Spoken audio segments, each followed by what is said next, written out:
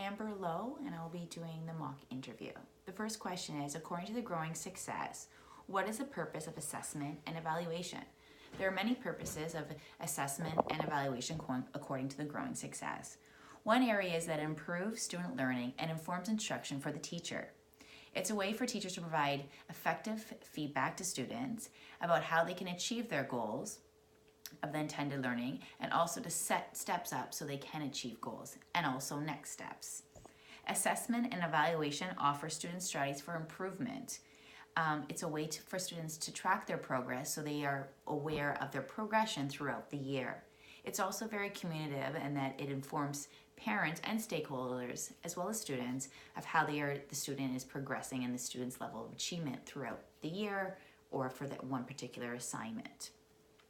The assessment and evaluation can be both formative and summative task. The intention of assessment and evaluation is not to be punitive, but it's for students to be motivated and encouraged to further their learning and develop a clear understanding of what they have accomplished, what they still need to accomplish, and what are the next steps to improve their learning further. The next question is, please explain at least 5 of the key principles in evaluation according on the Ministry of Growing Success documentation.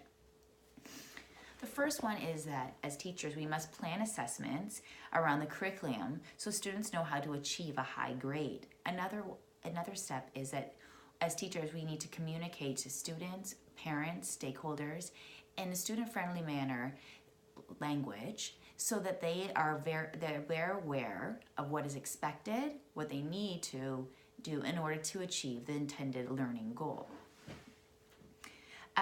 Another area would be to provide students with formative feedback, so students know and are aware of their strengths, their weaknesses, and what they need to do to achieve and continue to progress to meet the expectations. Assessments are very important. They need to be clear, specific, descriptive, ongoing, and timely.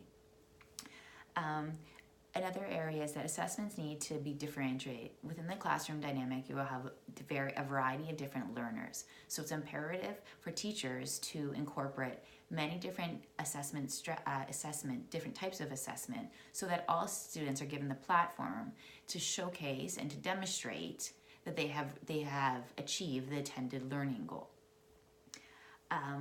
Another one is to develop students' self-assessment skills so that they can become lifelong learners. This is something that every student will benefit from and is continually ongoing. It's something that requires a lot of practice, and every opportunity that one can implement in the classroom benefits students. The next question is, clearly explain the difference between assessments and evaluation. The difference between assessment and evaluation is that assessment is the process of gathering information that is accurately reflects how well a student does in achieving. For example, it's diagnostic, it's formative assessment, it's as and for. Assessment occurs during a period of learning. Assessment is also the collection of evidence of students' learning. Evaluation involves making judgments of the quality and mastery on overall curriculum expectation, usually toward the end of a learning goal.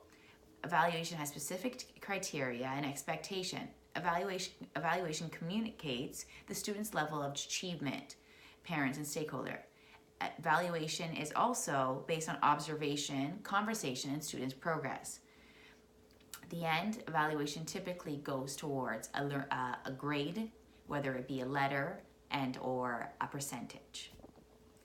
Clearly explain the difference between of learning, for learning, and as learning. Of learning is summative evaluation. It makes judgments based on a student's achievement towards a learning goal. It supports learning. It's also only student to teacher and judges the quality of work. An example would be a science project.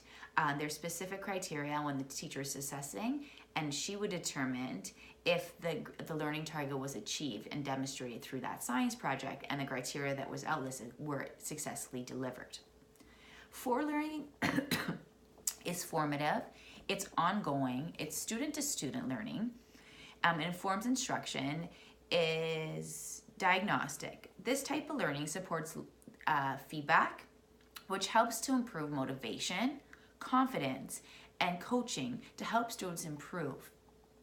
An example would be a teacher-student conference or a conference to review and evaluate progress.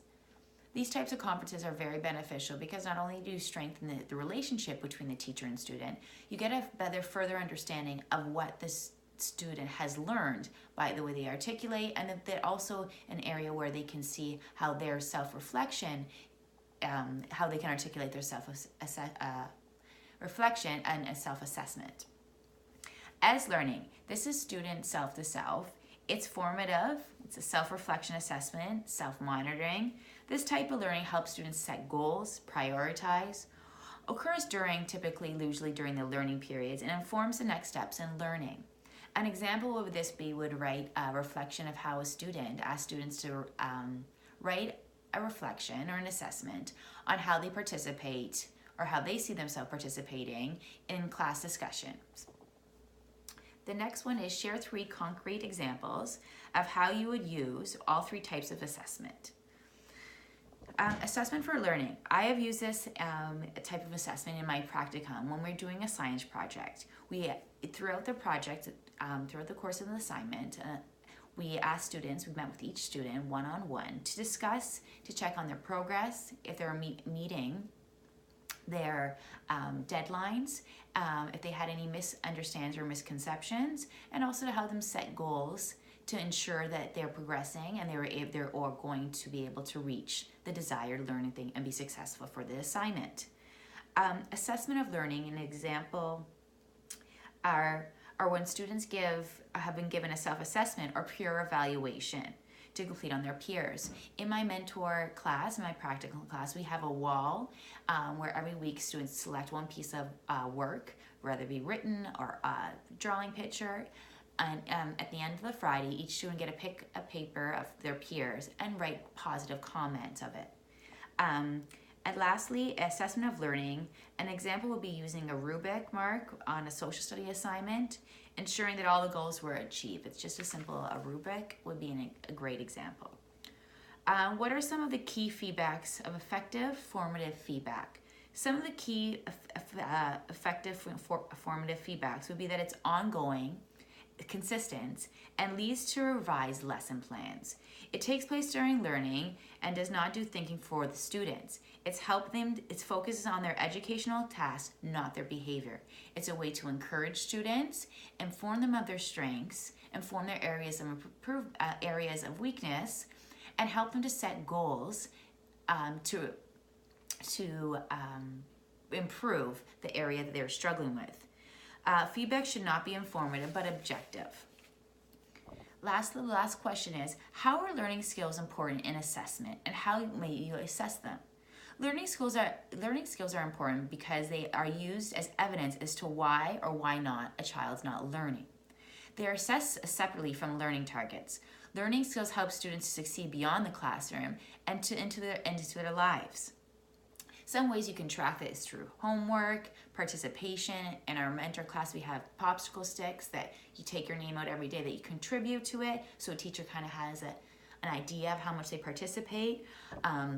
Making interactive games, especially for the primary juniors, it's imperative. It's a great way for doing interactive learning as opposed to just sit and more of a dictatorship and disinstructional system. Creating helper walls so everyone feels included and inclusive in the classroom. And also is that most importantly is that you have to assess the learning skills from the academics separately.